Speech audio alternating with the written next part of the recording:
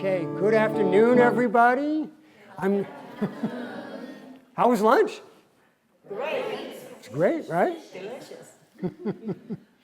I'm going to speak without a microphone. In the circus, they would call that, working without a net. So if I'm not loud enough, let me know. What a joy it is to be here at the Berkeley Buddhist Monastery, particularly in the early afternoon when the light is streaming in through the stained glass windows. And what a joy it is to be here for a conversation with Reverend Heng Sure. So I'm going to speak mainly to Reverend Heng Sure today. It doesn't mean I'm ignoring you or that I don't care about you, but I think I'm going to turn my attention to Reverend Heng Sure. On July 17th of this year, Reverend Sure released the third CD of Dharma music, Urban Lotus. If you think about it, in the same way that the Venerable Master's main goal was to plant the seeds of Buddhism in the West, certainly Reverend Sure has perpetuated that.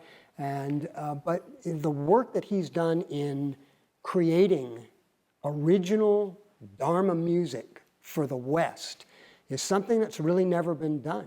In 50 years, we'll think of him as the progenitor of Western Dharma music. This is something that's never been created before in the world. And so we're going to talk a little bit about his new CD, and I'm hoping that all of you will go out and get this. There are places to download it for free. I'll tell you all of the places you can get the CD at the very end of this. But Dharma Master, the CD is called Urban Lotus. Urban Lotus. And I wonder if you could tell us, why you named it Urban Lotus and what this has to do with practice and Dharma music in the West. I would love to introduce you all to Brian Conroy. He didn't give you his name. Sorry. Brian, who's also known as Guo Jie, he is a Guo generation disciple of Master Xuan Hua. So he's been close to Shifu for decades as well.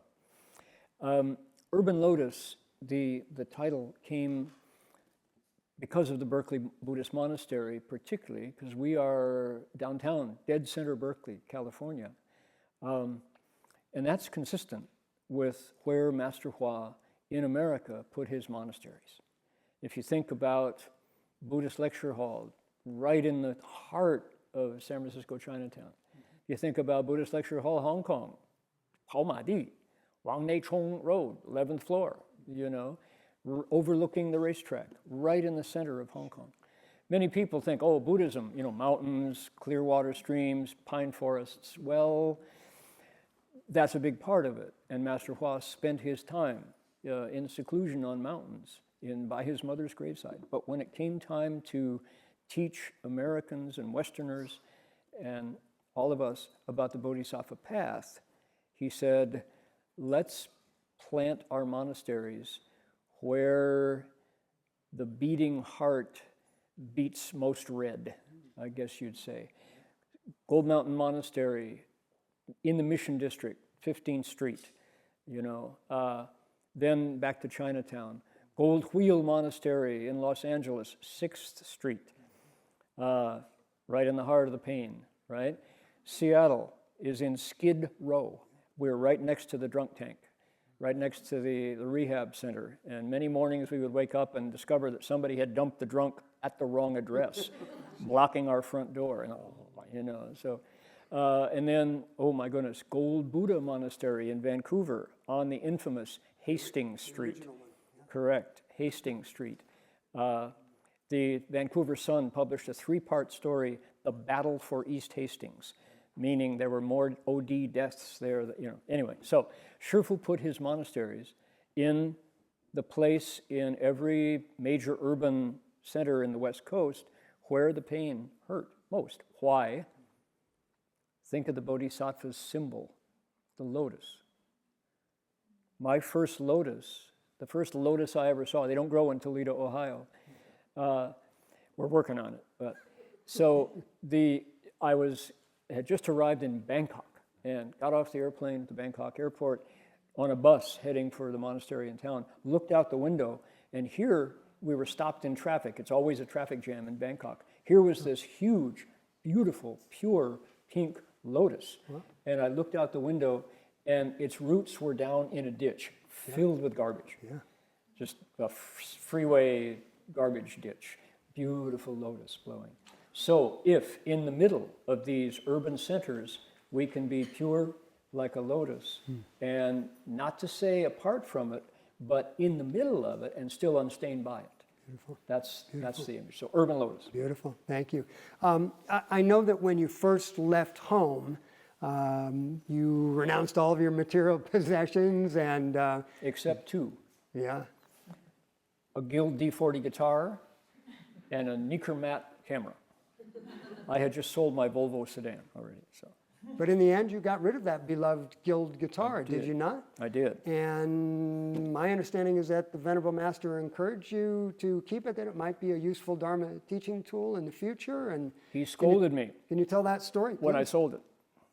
So, what do they say? When I know you want to get to the music quickly, so I'll It's make next. a short story. So, my prized possession and the thing I made my living with was my Guild D40 guitar, bought at Manny's Music in Manhattan, New York City. And when you become a novice monk, you take a precept to never again sing, dance, play musical instruments, or watch or listen to entertaining diversions. What is unclear about that in terms of, guitars? So I thought, boy, I got to sell my guitar. And I want to leave home. I want to be a monk. So I'd already moved into Gold Mountain Monastery with my guitar and my camera, and I knew I had to sell it. And how many of you have ever posted a want ad in a newspaper? Anybody? Few? Linda? Few of us, we boomers, aging boomers, know what a want ad is. You go to the newspaper. How many of you know what a newspaper is? Let's get real, right?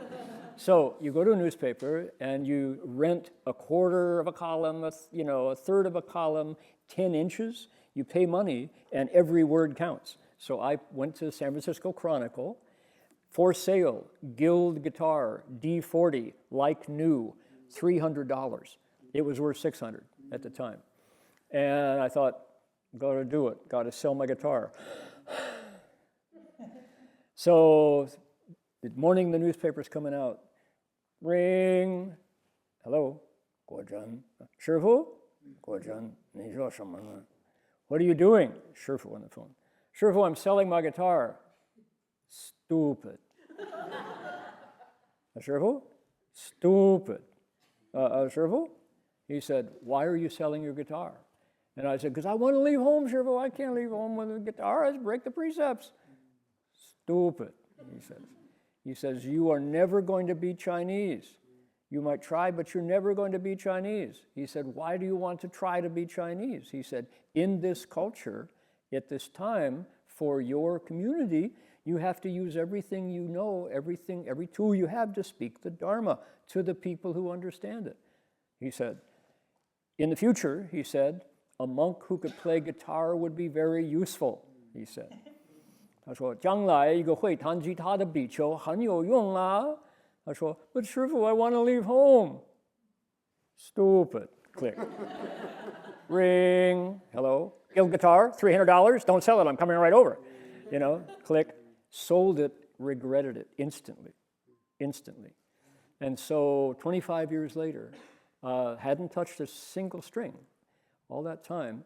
In this building, on a Thursday night, here was James Barris, who was our Thursday night teacher for the East Bay Insight Meditation Group, pulled out his trusty Gibson J45 and was going, teach your children well, the Father's hell will surely go by. 80 people in the hall, all singing together, in harmony, in unison. And I'm like, whoa, that's a very useful expedient.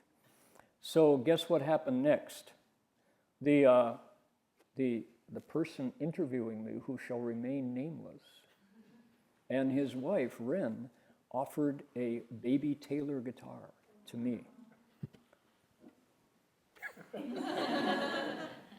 And Brian, from the very beginning, has supported my musical career.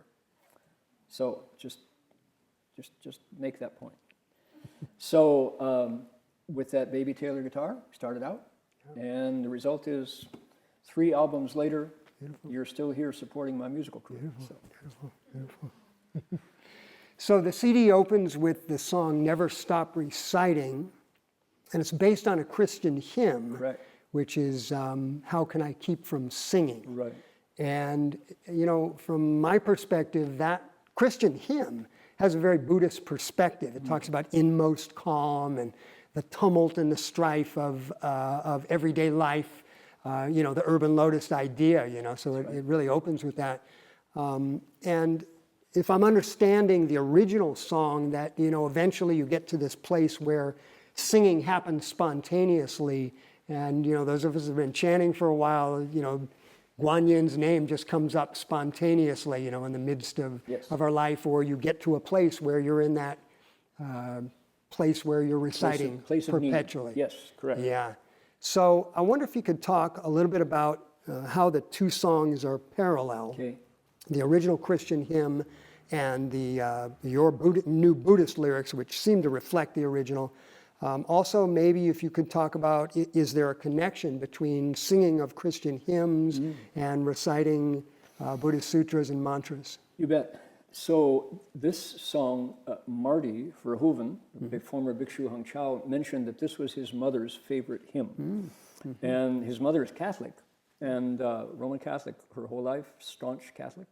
And this is a hymn from the other side, but she loved it anyway. That is to say, Catholics and the Protestants don't always sing the same music, but this one was so powerful. And as you mentioned, it has some imagery that crosses right over into Buddhism. So it goes, I thought, there's a story in the Mahayana that the Buddha knew his disciples didn't know anything about, the Pure Land, Amitabha. He said, okay, you guys, get out your phones, turn on the recorders, break out your iPad. I'm going to give you some new information. In the past, there was a bhikshu named Fa Zhang who made 48 vows. He said, I'm going to create a place where there's no suffering. And if you recite my name, you can get there. And the monks all went, that's hard to believe, you know. And he said, I know, but try it. So that's how that story of the Pure Land, Jingdu Fa Men, how that came about. So I thought we need to tell that story. A Buddha named Eternal Light. What is it? It's Wu Liang Guang, right? Eternal Light, made vows to save creation. He made a land where suffering's gone, a place of liberation. So use his vows and be reborn in lotus flowers delighting. You simply keep his name in mind and never stop reciting, right? Namo Amitofo. The second line, I have to say, we'll get to the third. Here we go. The Saha land is a place of pain with struggle and contention. To find a world of utmost bliss, you first set your intention. Right? You make a vow. Xin yuan xing, xin yuan xing. You have to yuan. I want to qiu sheng jing du, right? I want to be born there. Those men or women, rich or poor, in rebirth not delighting, apply themselves with a single mind and never stop reciting. Okay? Now this third verse, I have a companion in writing spiritual songs. His name is Cyprian Concilio, Father Cyprian. He's a Benedictine monk, right? And he says, for his money, he wishes he had written this third verse. I was so proud to hear that. He said, I like this. I praise the Buddha's compassionate vows with melodies unending. My body lives in the world of woe. My heart is world transcending. He said, that's got it, he said. With bodhisattvas joyfully, I'll soon be reuniting. Until I reach Amitabha's land, I'll never stop reciting. Okay? And then there's a surprise at the end, and you'll know when to come in.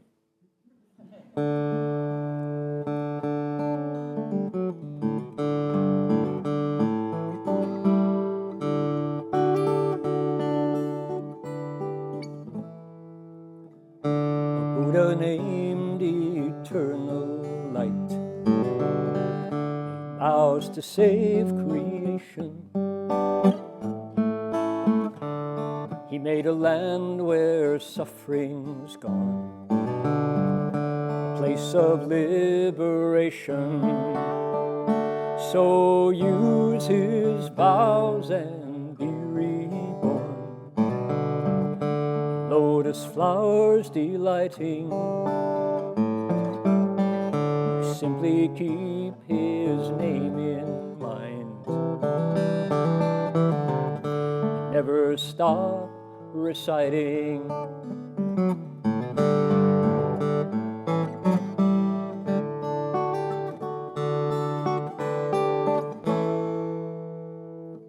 The Saha land is a place of pain, struggle and contention, to find a world of utmost bliss. You first set your intention. Those men or women, rich or poor, rebirth not delighting, apply themselves with a single mind, never stop reciting.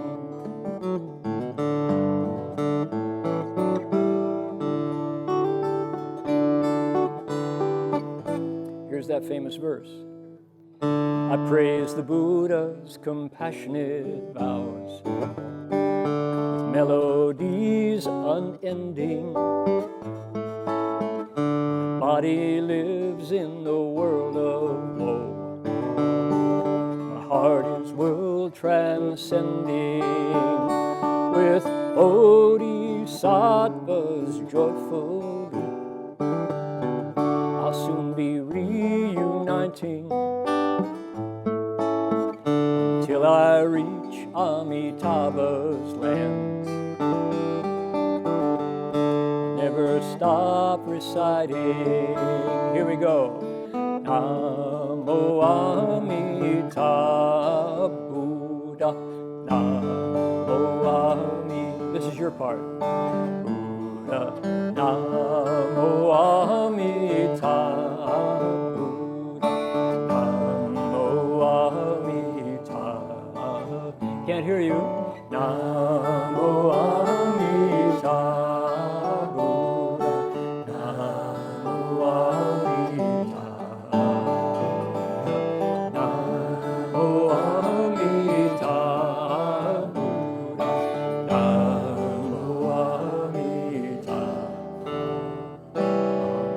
Stop reciting.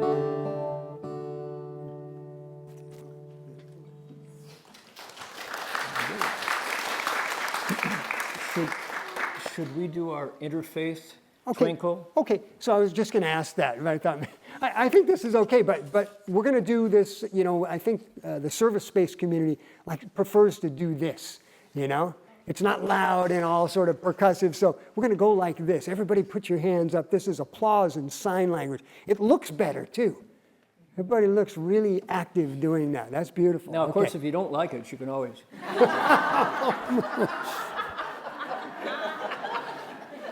Please disregard that last comment. Okay. So one of my favorite songs on the CD comes kind of in the middle, and it's the Road to Brotherhood. And you dedicate the song to Joanne Shenandoah. Joanne Shenandoah was an indigenous Oneida Nation leader. And I know you had a very close connection with Joanne. Sadly, she passed away in 2021. But I want to know if you could explain how you came in contact with Joanne Shenandoah, how she inspired your music and your practice in the past, and how she continues to inspire you. Well, Joanne Shenandoah performed from this very stage twice, house concerts. She is the daughter of Chief Shenandoah of the Iroquois. And I was introduced to her by Professor Houston Smith. We went to the Parliament of World Religions in Cape Town, South Africa, at Y2K in 1999, just when it flipped over to 2000. And Professor Smith brought 60 Native American leaders from all over the country to this global religious gathering with over 6,000 people in Cape Town. And there were 300 religions there, but I have to say, everybody was excited to actually personally meet Native Americans because they'd all seen cowboys and Indian movies and knew that they were not the truth. So to be able to see Native Americans face to face, everyone was thrilled from religions globally. So the opening night, the first plenary session, all 6,000 people gathered in this giant hall in Cape Technicon University. The MC came out and said, I'd like you all to meet Herman Agoyo from the Navajo Nation. He is going to introduce our first performer this night. So old Herman Agoyo comes out. He looks like a grandpa. He's got glasses and he has a cane. And he says, and I want you all to meet the voice of Native America, Joanne Shenandoah. And I always missed up when I remember this. So Joanne comes out. She's wearing buckskins with fringe, and she has a jet black guitar. And you can see that she's inspired by this moment because here she is, the first person to speak to this historic global interfaith gathering. And she says, I want you all to hear the song called The Prophecy, about how we humans can save the planet, she sings. And as she's singing, it felt as if the ceiling of Cape Technicon just expanded and filled the sky. And people were like, it was a powerful moment. And I turned to the person beside me and said, oh, wherever she's from, I'm from there too. I'm you know. So oh boy, it was something. So we got to know each other, and her husband, Doug George Canantillo, and I might say, even though Joanne has passed away, her daughter, Leah, who was here, just got her PhD from Syracuse University. They are opening the Hiawatha Institute of Indigenous Knowledge in the former Wells College in the Finger Lakes of New York. So if anybody has $1 million and nothing to do with it, I know a place that could definitely forward education for the roots of American spirituality. So that's Joanne. The song it's based on that notion of Hiawatha, who is the peacemaker, and the Road to Brotherhood is a wish for that. And I sang this for Joanne, and she said, please do record that. Mm-hmm. Well, it's a song that's needed now more than ever, and Amen. I'm hoping you'll play it for us. All right, thank you, Brian. So in the distant past, our fathers fought a war. The grievances flowed on for generations. The curses, the lies, the vengeance, the blood, their children and their children learned the hatred. Vengeance culture. Your nation in the valley, my family in the hills, strangers to each other by the river. Our colors, our clothes, our language, our ways kept us far apart from one another. The chorus goes, in the past there was hostility, but now we are related. Hostility is no more. In the darkness there was suspicion, but now we are related. Aggression is no more. Okay, that's the chorus. With ignorance, let's see. Then your daughter fair met my eldest son. Then I traded baskets for your silver. Then I saw you laughing. Then you heard my songs.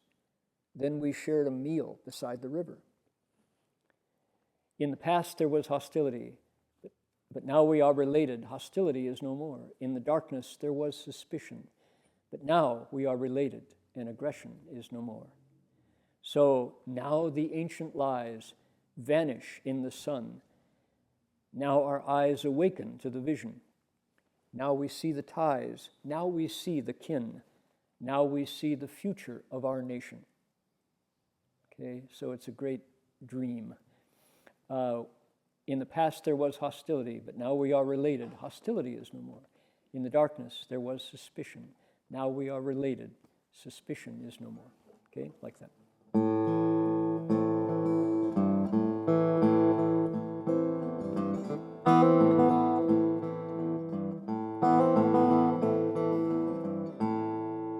In the distant past, our fathers fought a war. Grievances flowed on through generations. The curses and the lies, the vengeance and the blood. Their children and their children learned the hatred. Your nation in the valley, my family in the hills. Strangers to each other by the river. Our color and our clothes, our language and our ways keep us far apart from one another. In the past, there was hostility, but now we are related. Hatred is no more. In the darkness, there was suspicion. Now we are related. Suspicion is no more.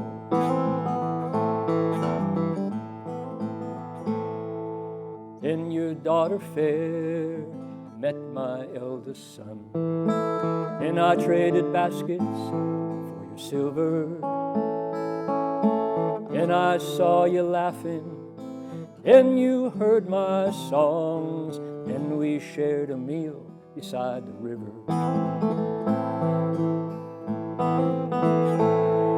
Past, there was hostility. Now we are related. Hatred is no more. In the darkness, there was suspicion. But now we are related. Suspicion is no more.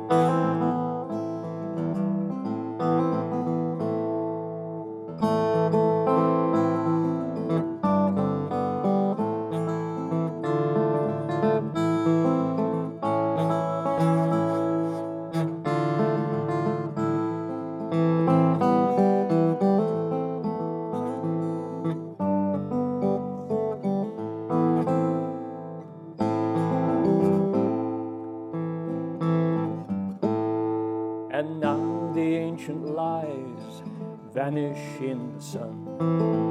Now our eyes awaken to the vision. Now we see the ties. Now we see the kin. Now we see the future of our nation. In the past, there was hostility. Now we are related. Hatred is no more. In the darkness, there was suspicion. But now we are related. Suspicion is no more.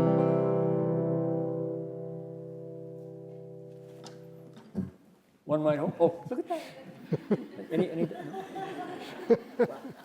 It works. I saw somebody with only 9 fingers. So most of the music relates to just sort of general practice, but there's one song, I think it comes directly after Road to Brotherhood on the CD, that seems to have a personal connection for you, and that's the Sweet Tooth Blues. Whoop.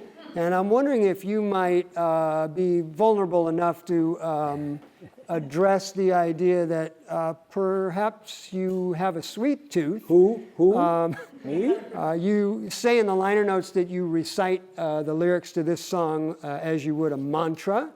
And this may date all the way back to the 3 Steps, 1 Bow pilgrimage, Indeed. if I'm correct in thinking that. And so if you could tell a little bit of the context behind this song. Okay, this is called Sweet Tooth Blues, and it's embarrassing. Probably good reason to sing it. I grew up with a sweet tooth. My dad was diabetic, and to keep him alive, my mom had to be a dietitian. And for us, dessert was apple slices. My buddies in the neighborhood all having cake and pies and ice cream and candy and, good stuff.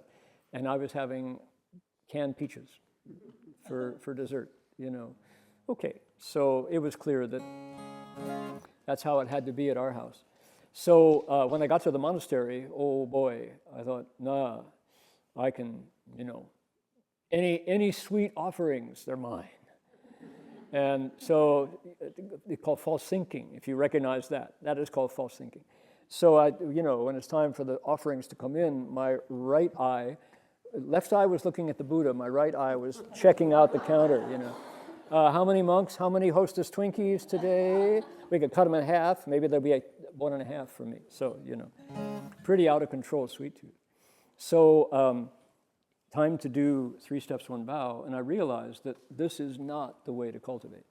So I made a vow to cut out all sugar. If only my mind had cut out all sugar as well. So this is called the sweet tooth blues because it was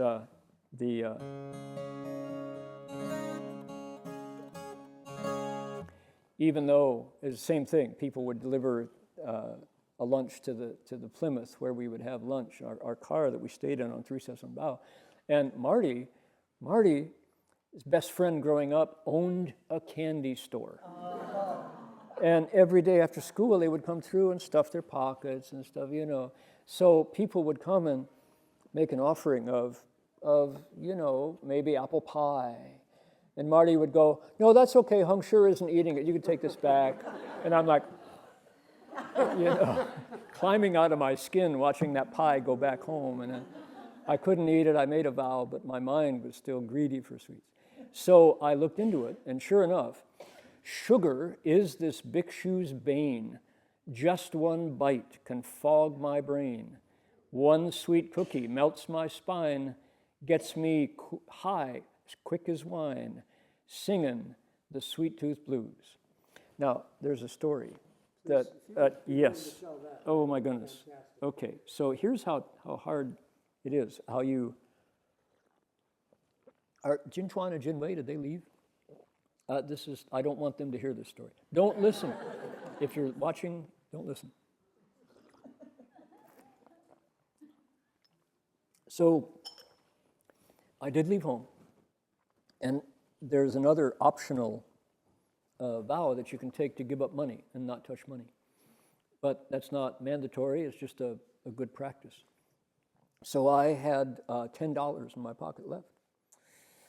And I thought, well, once you leave home, you don't get to pick what you eat. You have to yin gong.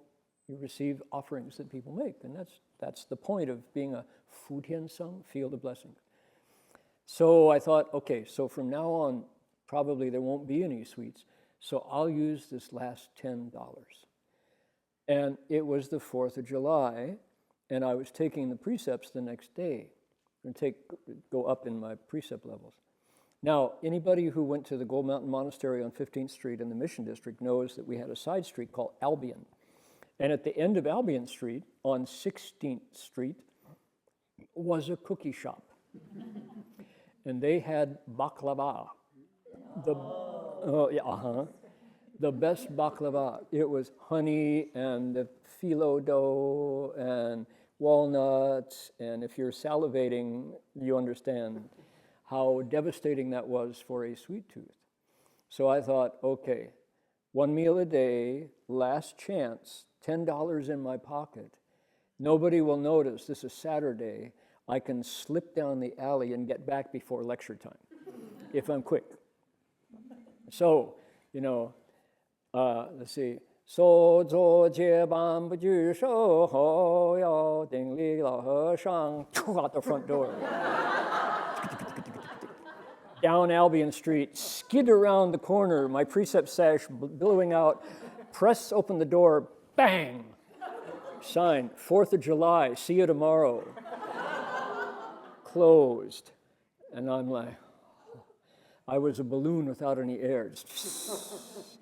I dragged my rear end up Albion Street. What a lousy cultivator. What a punk. You think this is cultivator? How can you possibly leave home?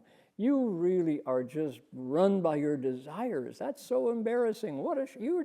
You should go bow repentance, you know.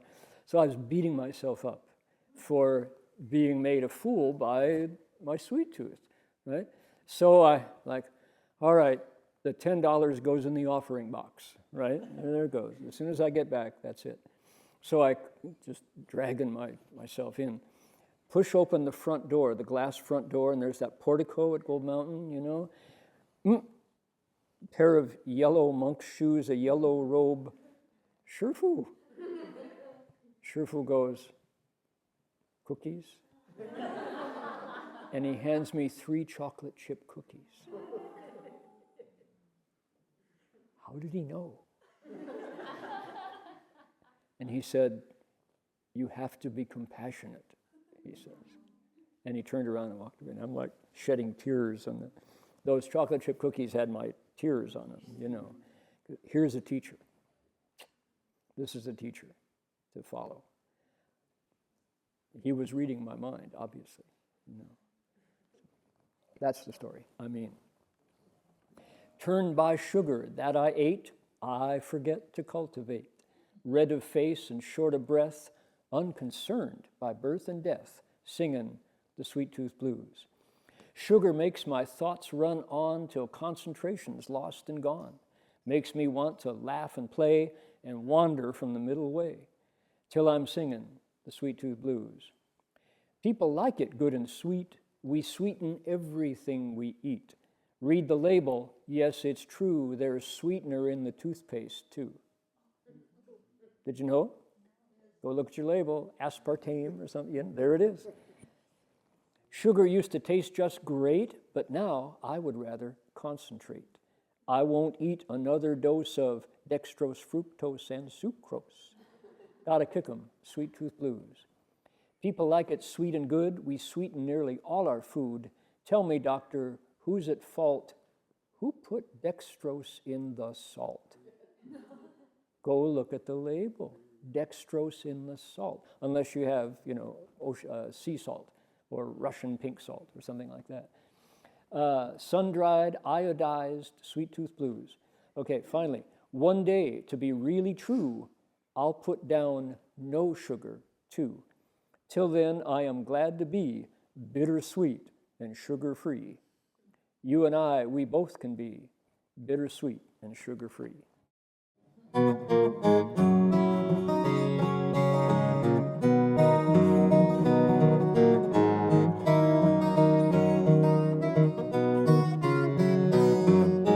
Sugar is this big shoe's bane.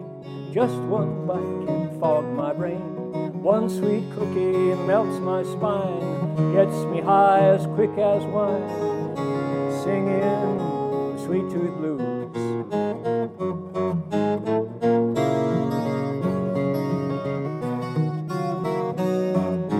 Turned by sugar that I ate, I forget to cultivate.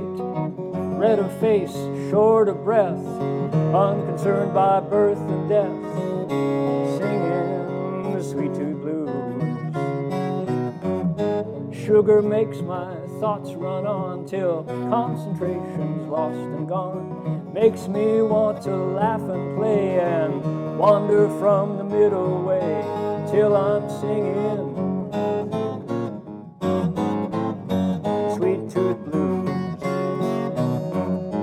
People like it good and sweet. We sweeten everything we eat. Read the label, yes, it's true. We sweeten our toothpaste too. Colgate's got us singing the sweet tooth blues.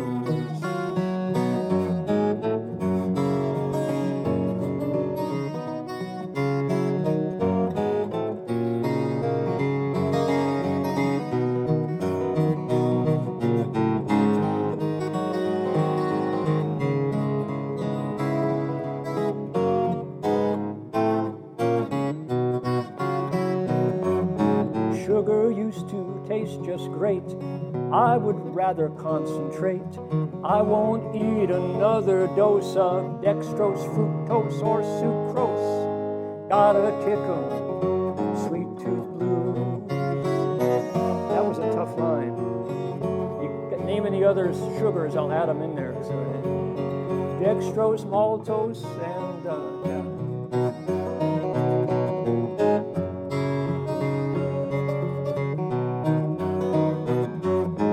People like it sweet and good. We sweeten nearly all our food. Tell me, doctor, who's at fault? Why is there dextrose in the salt? Sun-dried, iodized, sweet tooth blues.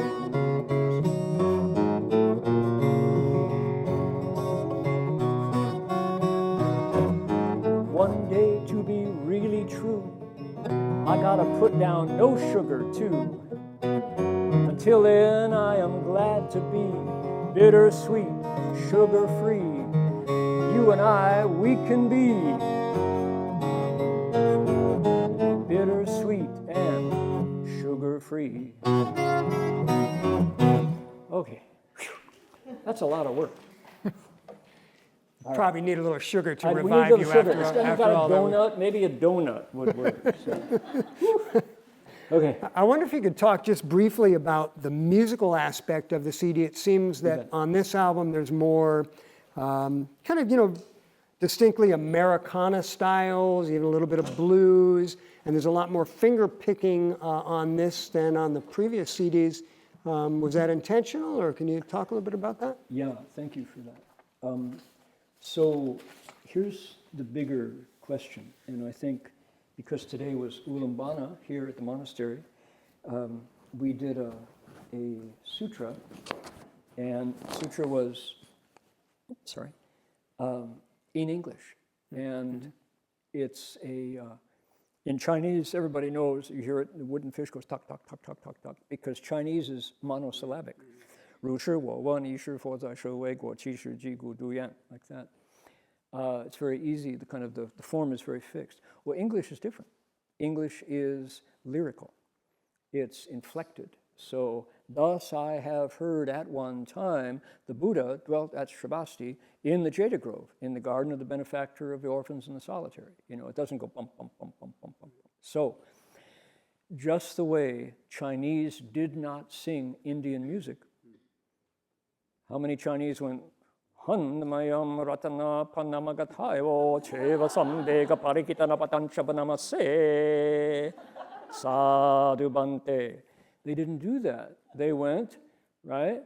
如是我闻一是佛在舍卫国. And they went, Namo Banshi. Very beautiful Chinese music, right? So likewise, you're going to ask an American to go, Namo Ba. No, they're not going to do it. They want to go, I return to fundamental teacher Shakyamuni Buddha, okay? Because that's the same, history will do the same thing here in the West that it did in China.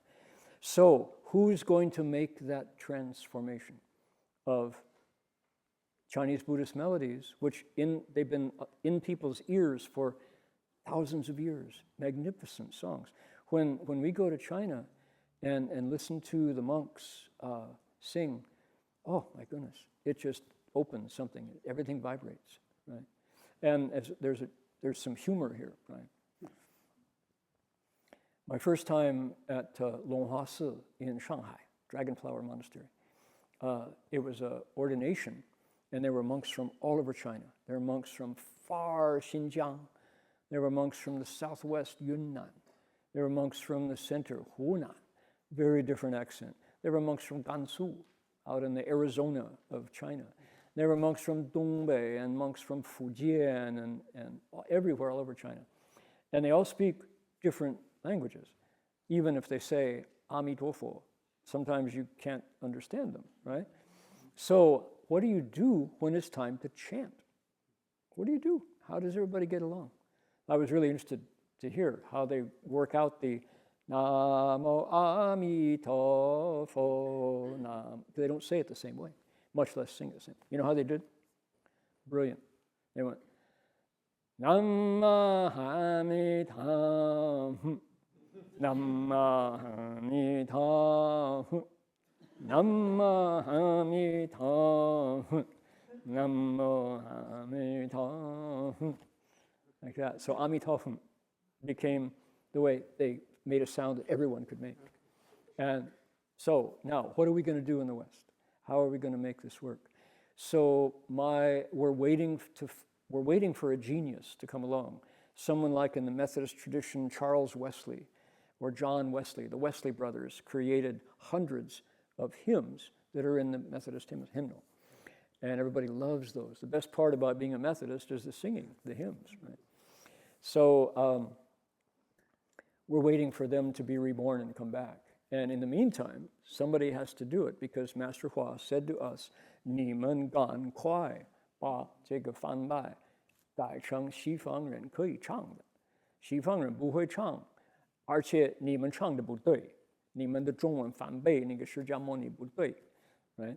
So the early days, back early, they got Madalena to teach the monks and nuns how to do the ceremonies. But all those people she taught are gone.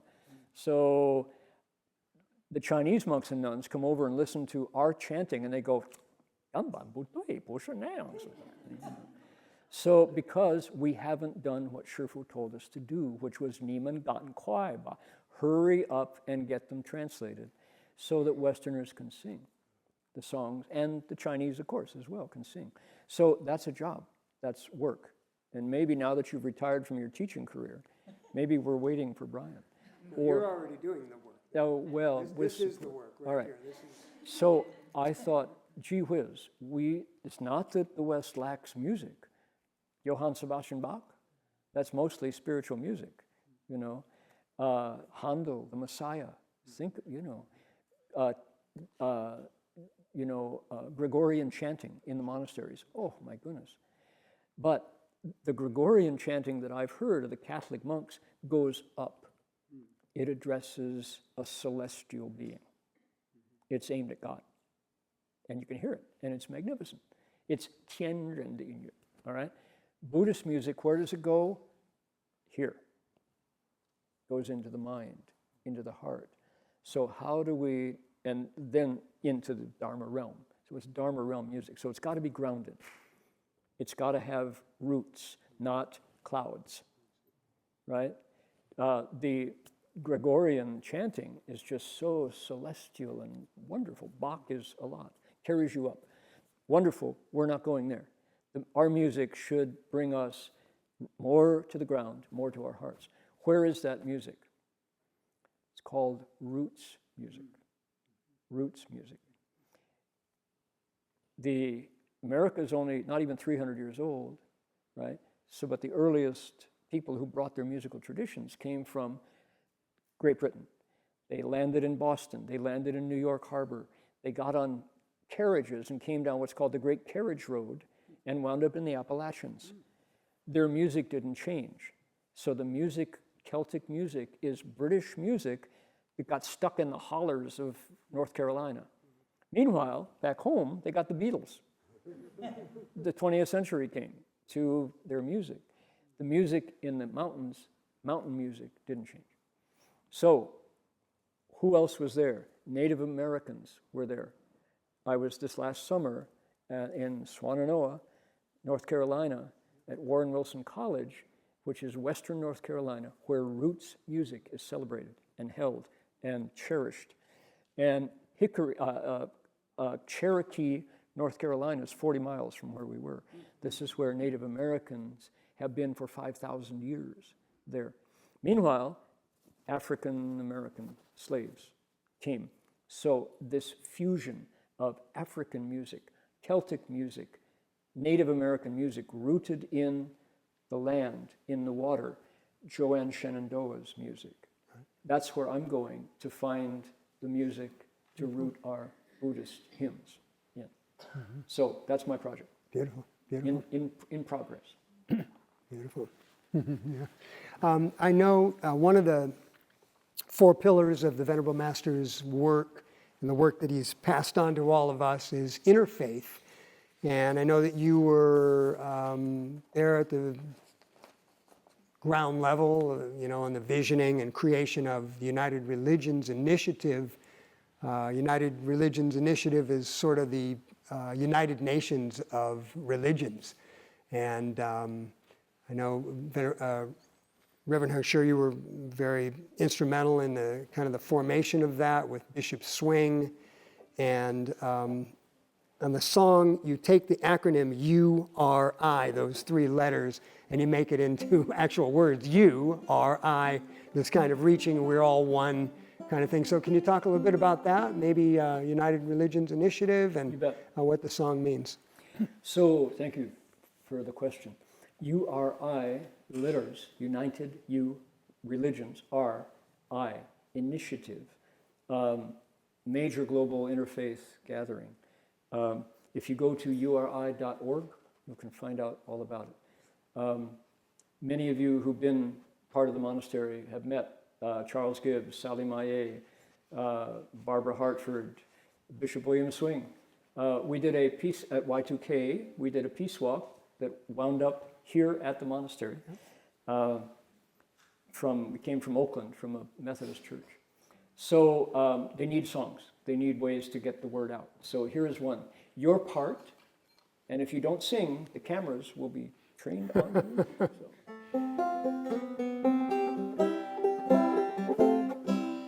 you.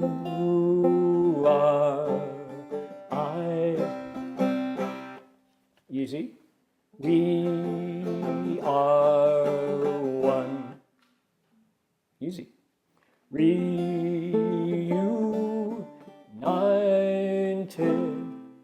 we become. Right? Everybody say, you are I. You are I. We are one. We are one. Reunited, Reunited, we become. we become. I'll tell you when to come in. If the religions of the world could sit for just 1 hour in harmony, what a peaceful, happy world that hour of harmony would bring. If the leaders of all faiths agreed to share their hearts in honesty, what a model for the world, their friendship and integrity. Here we go. You are I. We are one. Easy.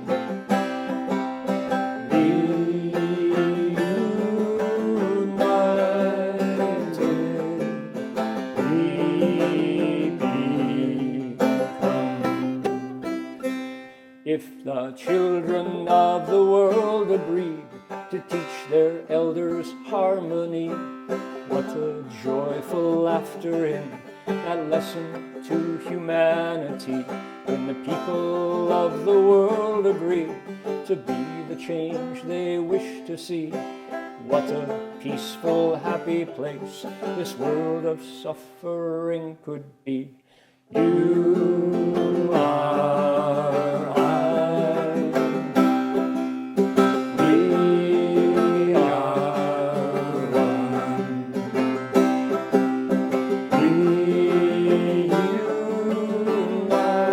Reunited, we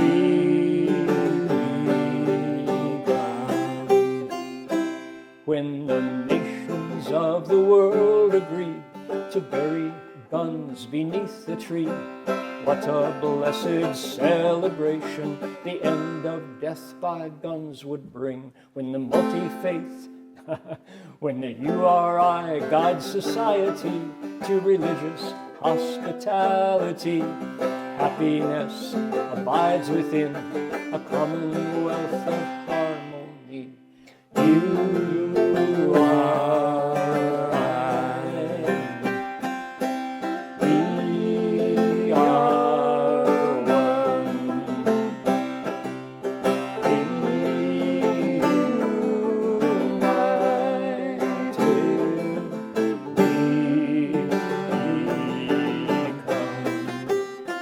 one more. You are I. We are one.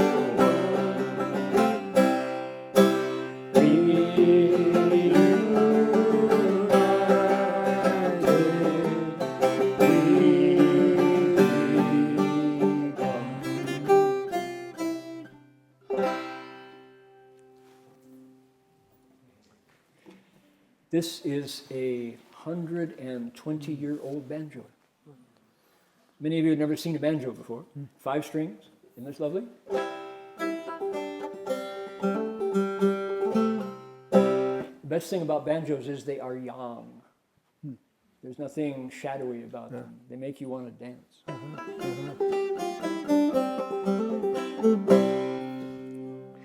I wonder if you play one more song to close us out. Okay. I may be incorrect on this, but it seemed to me that service space was born out of DRBY about 25 years ago. I noticed a lot of those folks were here, and Nipun was certainly here, and at all those DRBY conferences. And now there's a very strong connection between the service space community and Dharma Realm Buddhist Association, particularly Berkeley Buddhist Monastery. And so I wonder if you maybe just talk a little bit about service space and who this song was dedicated to and how this song came to be. I would love to. So people know our connection with service space. It used to be known as Charity Focus, interestingly. So there's a lot of crossover in our two communities. The service space is essentially it's a family. It's the Metta family. And they have this fascinating, see here, these reflect, yes, there we go. We have the Nipun and Guri and Viral and Pavi and Auntie and Uncle, called the Six Pack, live in Santa Clara, and are inspired by Gandhi to practice generosity and goodness. And through their amazing inspiration, we've come to a new technology for doing Dharma called circles. And there's a tendency in our Chinese Mahayana to put the monks up on a pedestal. Gao Gao Zai Shang, Gao Buka Panda, and that doesn't help. People get this notion that monks are somehow distant. And the result is there aren't many monks because you can't talk to them, you don't know what they're like. Well, we have learned that in this process of creating circles, there's a chance to really share and to listen to each other. We do as much listening as we do talking. And the monks keep their wei, they keep their deportment, but somehow respect is not harmed by sitting together on the same level. In fact, it's even fostered. So we trade back and forth a lot from service space. And it's even brought us people like Helen, who came to Berkeley Monastery through the living room at the Metta home, where every Wednesday night they do these circles. What it involves is going into the living room of this small house in Santa Clara, where you're sitting cheek to jowl, elbow to elbow with someone you never met before for an hour in silence, and then having a conversation, and then eating food that Auntie cooks, goes out and buys the food, cooks it, and feeds everybody in silence. Wonderful experience. For what, 30 years? How many years now have they been going? 20 plus years? Close to 30, 27 years. But I believe there are 180 of these circles across the globe. 180 places. All 6 continents. I've done service-based circles in London, in Ahmedabad, in Warsaw, in Krakow, Poland, So, and in the Redwoods of Santa Cruz. So, in the community, we've been through a lot of growing up over the years. And at one point, Viral met his future bride, Pavitra Krishna. And they decided they were going to get married down in southern India, down in the Madurai, in this deepest India, in a Hindu temple that was how old? Like 6,000-year-old Hindu temple, something like, older than monasteries in China. So those of us who couldn't go to, we called ourselves the Madurai wannabes.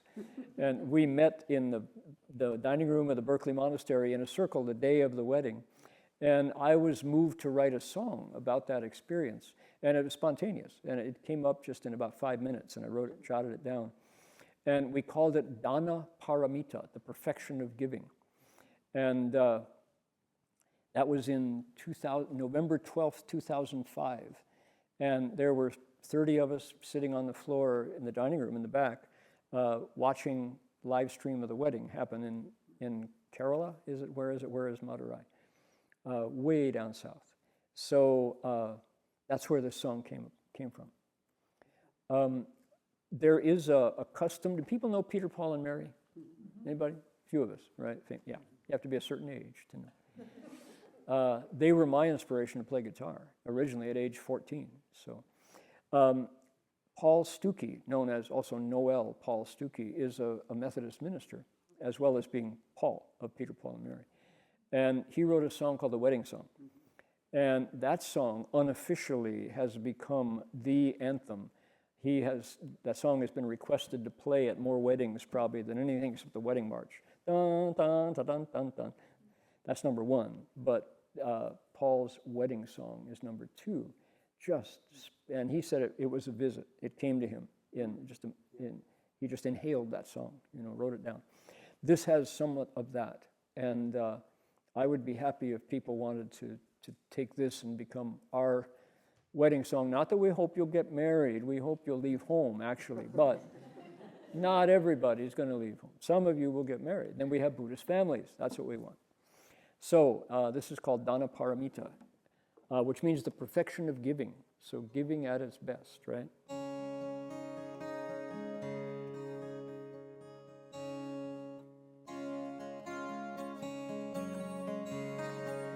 It's a sing-along.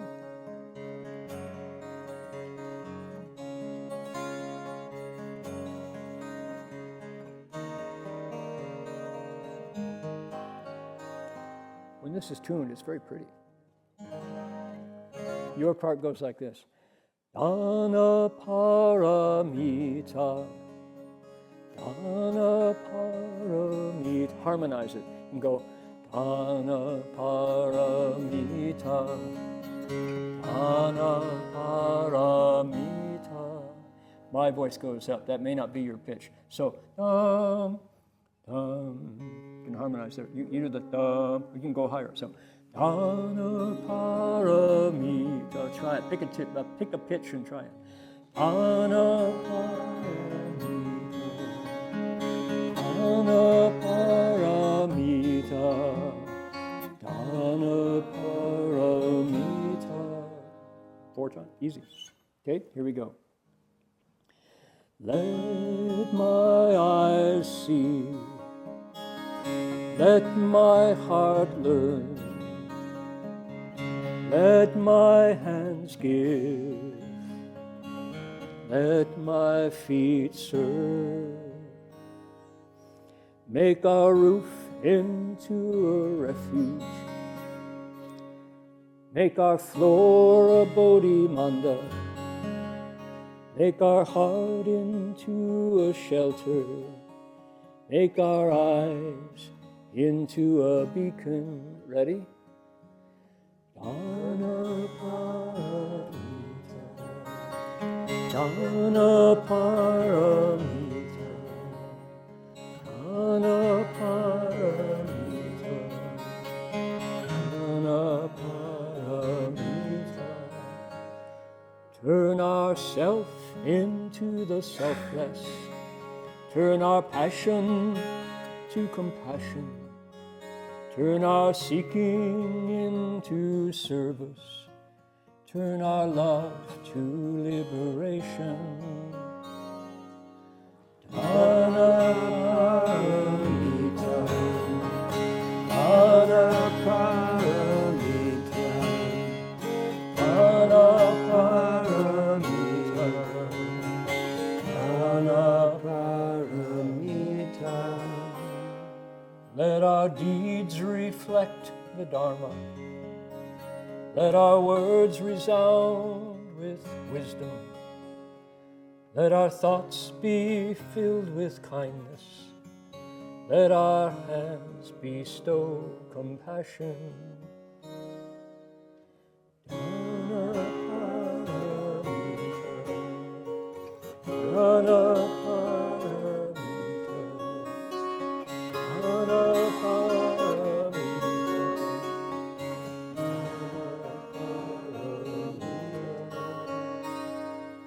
May this family be a blessing. May these children love their parents. May these elders teach with patience. May this house contain the world. Last chance. Dharma Paramita, Dharma Paramita, Dharma Paramita, Dharma Paramita. Let my eyes see, let my heart learn, let my hands give, let my feet serve.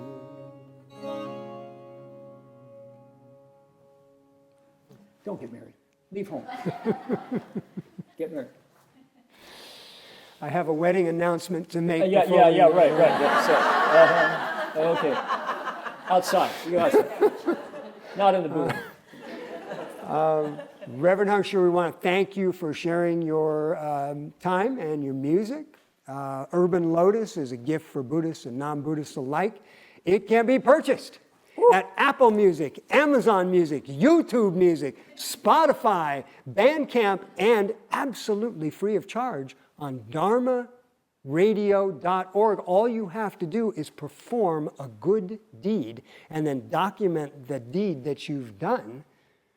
So go out and serve exactly what this song said. Go out and serve the community, serve your family, serve your loved ones, and you get a download of a beautiful CD in exchange for that. Or I shouldn't say in exchange. That makes it sound too transactional. I'm sorry.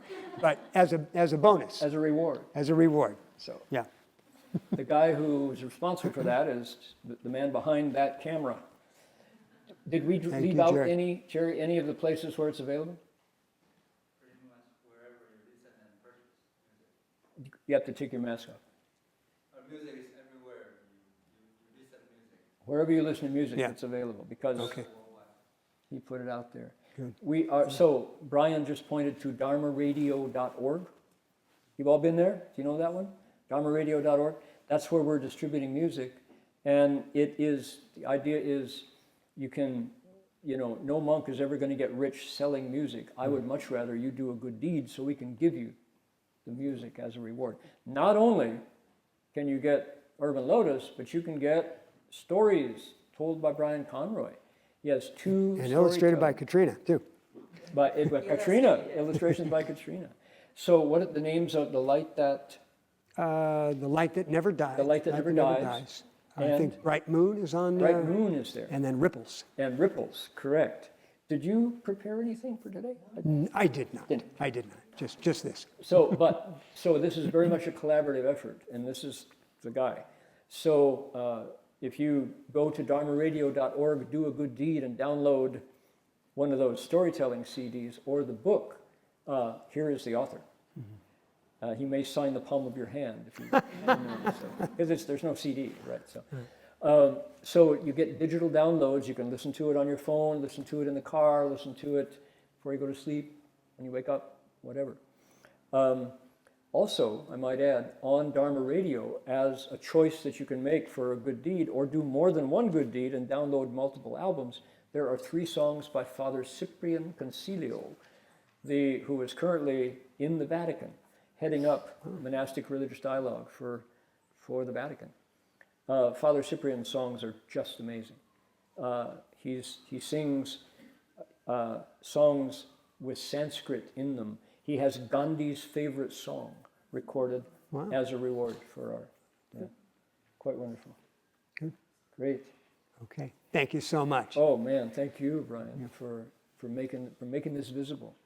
And I might add, there's more projects in the works. Good. We're looking forward to it. Okay. Thank Amitofo, you. Amitofo. everybody.